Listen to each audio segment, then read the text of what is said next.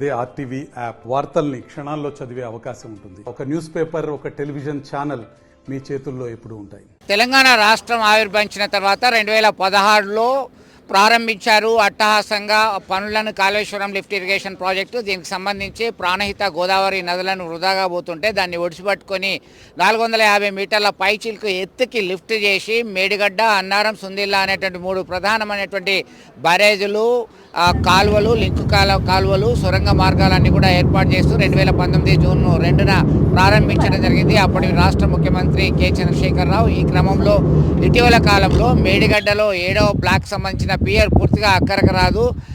16, 17, 18, 19, 20, 21 పిల్లర్లు పునర్నిర్మాణం చేయాల్సిందని చెప్పేసి సెంట్రల్ వాటర్ కమిషన్, అలాగే నేషనల్ డ్యామ్ సేఫ్టీ అథారిటీ నివేదికలో స్పష్టంగా పేర్కొంది. దీంతో మనం ప్రస్తుతం చూస్తున్నాం కాళేశ్వరం లిఫ్ట్ ఇరిగేషన్ ప్రాజెక్టుకి సంబంధించి అనేక వివాదాలు కొనసాగుతూనే ఉన్నాయి. ఎందుకంటే తుమ్మిడిహట్టి దగ్గర ప్రాణహిత ప్రాజెక్టు నుంచి రావాల్సినటువంటి డిజైన్ని మార్చారు. 2007లోనే చేశారు. అయితే 2014 తర్వాత ఇది పూర్తిగా రీడిజైన్ చేశారని చెప్పేసి ఆరోపణలు చేస్తున్నారు. ఉత్తమ్ కుమార్ రెడ్డి, రాష్ట్ర నీటిపారుదల శాఖ మంత్రి ఉత్తమ్ కుమార్ రెడ్డి స్పష్టమైనటువంటి ఆదేశాలు జారీ చేయడం జరిగింది. ఒకవైపు మేడిగడ్డ, అన్నారం, సుందిల్లా బ్యారేజీలకు సంబంధించి అక్కరకు రాదు అని సెంట్రల్ వాటర్ కమిషన్, అలాగే నేషనల్ డ్యామ్ సేఫ్టీ అథారిటీ ఇచ్చినటువంటి నివేదికను పరిశీలించి 3 నిపుణులతోని ఒక బృందంగా ఏర్పాటు చేయడం జరిగింది. దీని మీద పూర్తిస్థాయి అధ్యయనం చేయాలి అని చెప్పి స్పష్టం చేయడం జరిగింది. అనిల్ జైన్, అలాగే సెంట్రల్ వాటర్ కమిషన్ సంబంధించి అధ్యయనం చేసినటువంటి చంద్రశేఖర్ అయ్యర్లు ఇచ్చినటువంటి నివేదిక ఆధారంగా వీటిలో నిర్మాణంలో లోపాలున్నాయి, అలాగే నిర్వహణ సరిగా లేదు, డిజైన్ సరిగా లేదు, జాగ్రఫికల్గా టెస్ట్ లేదు, అలాగే డిపిఆర్ డీటెయిల్ ప్రాజెక్ట్ రిపోర్ట్కి సంబంధించి పనులు ప్రారంభించిన తర్వాత 6 మాసాలకి డీటెయిల్ ప్రాజెక్ట్ రిపోర్ట్ ఇచ్చారు అని చెప్పేసి స్పష్టంగా అనేక లోపాలను ఎత్తి చూపడం జరిగింది.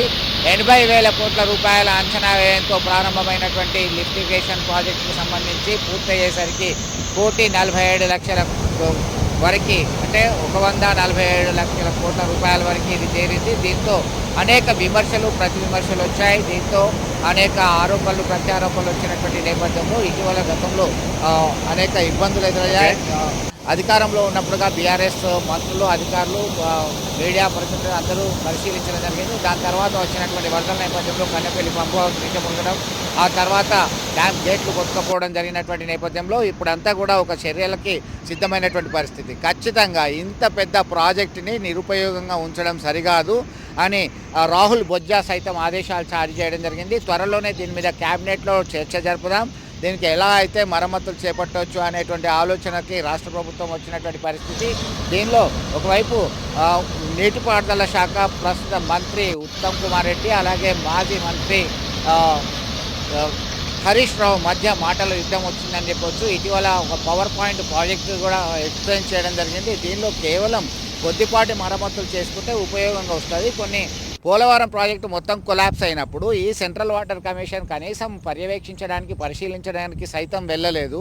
దేశంలో అనేక ప్రాజెక్టులో ఇలా వరదలు, అకస్మాత్తుగా విపత్తులు వచ్చినప్పుడు డ్యామేజ్ అయ్యాయి. వాటిని మళ్ళీ మరమ్మతు చేసుకోవచ్చు.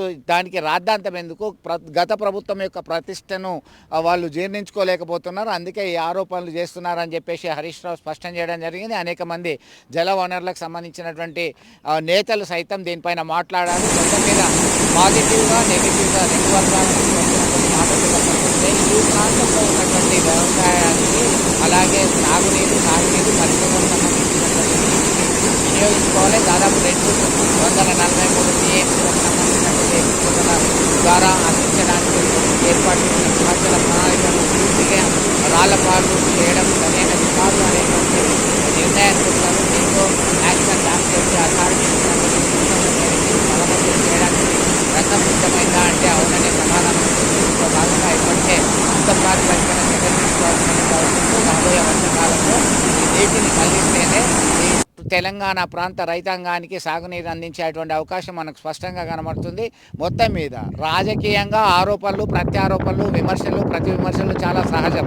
అయితే ఒక కన్స్ట్రక్టివ్గా, నిర్మాణాత్మకంగా నిర్ణయం తీసుకొని క్వాలిటీలో ఎక్కడ లోపం వచ్చింది, ఎట్లా అయితే మనకి మళ్ళీ ఉపయోగంలోకి తీసుకురావచ్చు అనే దానిపైననే చర్యలు తీసుకుంటే బాగుంటుంది అనేటువంటి అభిప్రాయం ఈ ప్రాంత రైతాంగం నుంచి వస్తున్నటువంటి పరిస్థితిని గమనించవచ్చు. మొత్తం మీద జలవనరుల శాఖకు సంబంధించి జాతీయ dam safety national dam safety అథారిటీకి సంబంధించి, అలాగే మన రాష్ట్రంలో ఉన్నటువంటి O&M ఆపరేషన్స్ అండ్ మేనేజ్మెంట్కి సంబంధించిన ఇంజనీరు, చీఫ్ ఇంజనీరు, అలాగే మన రామగుండంకి సంబంధించినటువంటి ఇంజనీర్లు అందరూ ఒక నివేదిక తయారు చేసి ప్రభుత్వానికి సమర్పించాలి. దీనిపైన ఖచ్చితంగా చర్చ జరగాల్సిందే. జరిగిన తర్వాత వెంటనే యుద్ధ ప్రాతిపదికన చర్యలు తీసుకొని దీన్ని పూర్తి స్థాయిలో వినియోగంలోకి తీసుకురావాల్సిందే అనే నిర్ణయంలో రాష్ట్ర ప్రభుత్వం ఇప్పటికైనా వచ్చింది అని చెప్పి హర్షం వ్యక్తం చేస్తున్నారు స్థానికంగా ఉన్నటువంటి కొంతమంది రైతులు. ఇప్పటికీ ప్రధానమైనటువంటి లోపాలు డిజైన్ సరిగా లేదు, డిపిఆర్ ప్రాజెక్ట్ సరిగా లేదు, ఆపరేషన్ సరిగా మేనేజ్మెంట్ సరిగా లేదు, నిర్వహణలో లోపాలు ఉన్నాయి, నాణ్యత లోపాలు ఉన్నాయి, నిర్మాణంలో లోపాలు ఉన్నాయి. అందులో భాగంగానే ఈ ప్రాజెక్టు కుంగిపోయింది మేడిగడ్డ దగ్గర. అలాగే అన్నారం సుందిల దగ్గర కూడా గేట్లు కొట్టుకుపోయాయి. అక్కడ సిల్ట్ ఏర్పడింది, సీకెంట్ షెల్స్ కూడా దెబ్బతిన్నాయి, దాని కింద ఇసుక కుంగింది. దీంతో ఇమ్మీడియట్గా అక్కడ పియర్స్ కుంగిపోయాయి. ప్రాజెక్టు భవితవ్యమే ప్రశ్నార్థకంగా మారినటువంటి నేపథ్యంలో ఖచ్చితంగా ఎక్కడైనా లోపాలు ఉన్నప్పుడు వాటిని మనం పునర్వినియోగంలోకి తీసుకురావాల్సినటువంటి అవసరం ఎంతైనా ఉంది అని చెప్పేసి పలువురు అభిప్రాయాలు వ్యక్తం చేస్తున్నటువంటి పరిస్థితి. వీడియో జర్నలిస్ట్ సుమంత్తో కలిసి చంద్రశేఖర్, RTV, కరీంనగర్ నుండి. మరిన్ని వీడియోస్ కోసం ఛానల్ ని సబ్స్క్రైబ్ చేయండి. లేటెస్ట్ అప్డేట్స్ కోసం వాట్సాప్ ఛానల్ ని ఫాలో చేయండి. అండ్ లింక్ డిస్క్రిప్షన్ లో ఉంది.